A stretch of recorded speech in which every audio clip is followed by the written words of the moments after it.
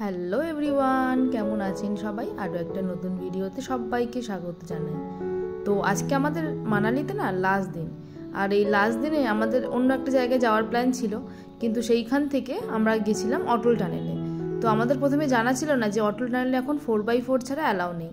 তো আর কি করা যাবে, পরে আবার যখন বলা হলো যে না চলো একবার ঘুরেই আসা যাক, তখন একটা 4x4 ঠিক করা হলো। তো সেই জন্য একদম সকাল সকাল ঘুম থেকে উঠে একদম ব্রেকফাস্ট করে নিচ্ছিলাম।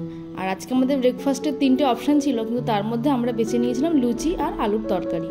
এই পাতে লুচি আর আলুর তরকারি, আর সেই সঙ্গে দেখুন জানালার বাইরে এরকম একটা সুন্দর দৃশ্য। আর শুনছিলাম নাকি কাল রাতে যে বরফ পড়েছে, কিন্তু আমরা না দেখতে পাইনি। এই জন্যই আগের দিনকে এত অ্যাডভেঞ্চার করেছি আর এত মজা করেছি, ফলে এসে আমরা কোনো রকমের ডিনারটা শুধু করেই তারপরে ঘুমিয়ে পড়েছিলাম। আর সকালবেলা যখন উঠে দেখলাম যে সত্যিই বরফ পড়েছে, পুরো এরিয়াটা না পুরো সাদা বরফে ভর্তি। তো ওই দেখতে তাড়াতাড়ি করে আমরা ব্রেকফাস্টটা করে নিলাম। ব্রেকফাস্ট করে যখন আমরা গাড়ি নিয়ে বেরিয়ে গেছি, আমাদের গাড়ি যেটা ছিল সেইখান থেকে, যেখানে 4x4 ছিল পয়েন্ট, সেইখানে ওরা ড্রপ করে দিল। তো সেইখান থেকে 4x4 করে আমরা এখন এগিয়ে চলেছি অটল টানেলের দিকে। সত্যি বলতে গেলে পুরো রাস্তাটা যেন মনে হয় কেউ তুলো দিয়ে বিছিয়ে দিয়েছে, আর সেই তুলো ভেদ করে আমরা এগিয়ে চলেছি আমাদের গন্তব্যের দিকে। মানে মনে হচ্ছিল যেন একদম স্বর্গে পৌঁছে গেছি। কি অপূর্ব লাগছিল।